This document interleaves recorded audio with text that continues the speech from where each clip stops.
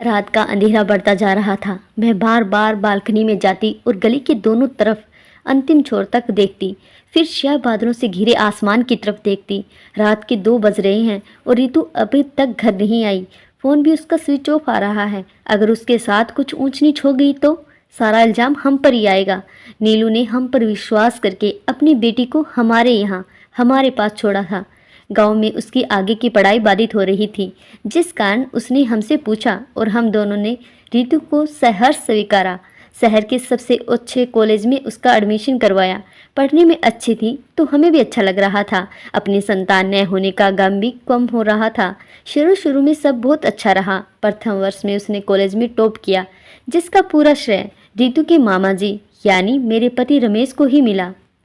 मैंने उसकी पढ़ाई में कितनी मदद की, हर तरह से वो किसी को नहीं दिखा। वो रात को जग कर पढ़ा करती तो मैं भी सो नहीं पाती थी। उसे हर आधे घंटे पर चाय कॉफ़ी और कुछ खाने को देती। दिन में भी कभी उससे घर या बाहर के किसी काम में मदद नहीं ली।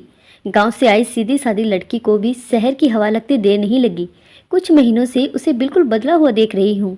मैंने रमेश को समझाने की कोशिश की कि आप उससे बात करें, उसे यहाँ कोई दिक्कत तो नहीं है। अब वो घर में बहुत कम समय रहती है। कॉलेज के बाद कहती है लाइब्रेरी जाती हूँ, पर उसे देखकर तो लगने लगा है दोस्तों के साथ नशा तो नहीं करने लगी। जेब खर्च के नाम पर रमेश और मैं दोनों ही उसे पैसे देते हैं, पर नया आईफोन और हीरे का पेंडेंट जब पिछले हफ्ते उसके पास देखा तो मैंने पूछा भी था। उसने सिर्फ इतना कहा, मामी आप सिर्फ अपने काम से काम रखिए। मैं परेशान हो रही थी, मेरी धड़कनें तेज हो रही थी। रितु की मम्मी को क्या जवाब दूंगी कि उनके बच्चे का ध्यान नहीं रख पाई। क्या कर रही हो बाहर खड़ी होकर, आओ अंदर और सो जाओ। तुम बेकार परेशान हो रही हो, अपनी सहेली के साथ पढ़ने गई है, रमेश ने मुझसे कहा और करवट बदलकर सो गया। उठिए ना रमेश, मेरा मन घबरा रहा है। हमारी रितु किसी परेशानी में है, मुझे ऐसा लग रहा है। तुम बिना मतलब परेशान होती हो। आ जाएगी, कहाँ जाएगी? अगले महीने उसकी परीक्षा शुरू है, उसी की तैयारी कर रही होगी। अच्छा एक बार फ़ोन कीजिए उसकी सहेली को जिसके यहाँ वो गई है। मुझे नंबर तो नहीं दिया, तुम्हारे पास है उसकी सहेली का नंबर तो खुद फ़ोन करके पूछ लो। मुझे तो कभी उसने अपनी किसी सहेली के बारे में नहीं बताया। मैंने जब भी पूछा तुम फ़ोन पर किससे इतनी देर बात करती हो, तो उल्टा झिड़कने लगी कि मुझ पर आप गलत इल्ज़ाम लगा रही हो। मामी आपको लगता है मैं लड़कों से बात करती हूँ? बुरा मत माना करो उसकी बातों का, बच्ची है, माँ बाप से दूर है, अपने मन की बातें हमसे नहीं बता पाती। मेरी आंखों की नींद कोसों दूर थी, फिर भी पति के कहने पर मैं उनके पास आकर बिस्तर पर लेट गई। भगवान बस वो सही सलामत रहे तो कल ही उसे उसके गांव उसकी माँ के पास छोड़ आएंगे। रात के 3:30 बजे दरवाज़ा खटखटाने की आवाज़ से मैं बिस्तर से उठी और जैसे ही दरवाज़ा खोला रितु नशे में धुत मेरे कंधे पर लुढ़क गई। रितु ने बहुत ही छोटे कपड़े पहने हुए थे। ये पढ़ाई कर रही है आपकी भांजी। मन किया रमेश पर चिल्लाऊं, लेकिन इसमें उनकी क्या गलती है? रितु की इस हालत के जिम्मेदार मैं ही ठहराई जाऊंगी।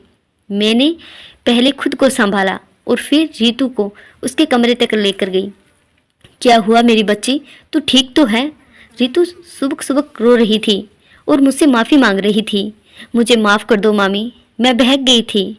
आज के बाद कभी उन लोगों से दोस्ती नहीं करूँगी, वो बहुत गंदे हैं, मेरे साथ ज़बरदस्ती कर रहे थे। वो तो ऐन मौके पर पुलिस पहुंच गई, उन्हें पकड़कर ले गई और मुझे यहाँ तक छोड़ दिया। तुमने मौका दिया था उन्हें, इस बात को मत भूलो। दूसरों पर इल्ज़ाम लगाना आसान होता है, पर खुद की गलती ढूंढना मुश्किल। अगले दिन नीलू ने फ़ोन किया तो मुझसे रितु के बारे में पूछा कि उसकी पढ़ाई कैसे चल रही है और वो आप लोगों को परेशान तो नहीं कर रही। मैंने रात की घटना का जिक्र नहीं किया और एक मौका रितु को देने का सोच अपनी ननद से सब ठीक है कहकर फ़ोन रख दिया। रितु अब फिर से पढ़ाई पर ध्यान देने लगी और मेरी हर बात मानती, क्योंकि अब उसे समझ आ गया था कि उसकी एक गलती की सज़ा उसके मामा मामी को जीवन भर भुगतनी पड़ेगी, इस इल्ज़ाम के साथ कि हमारी बेटी को बिगाड़ने में आपका हाथ है। आई होप आपको ये कहानी जरूर अच्छी लगी हो। ऐसी ही पारिवारिक कहानियाँ रोज़ सुनने के लिए प्लीज़ इस चैनल को सब्सक्राइब जरूर कीजिएगा। कहानी अच्छी लगे तो लाइक करें, कमेंट करें। धन्यवाद।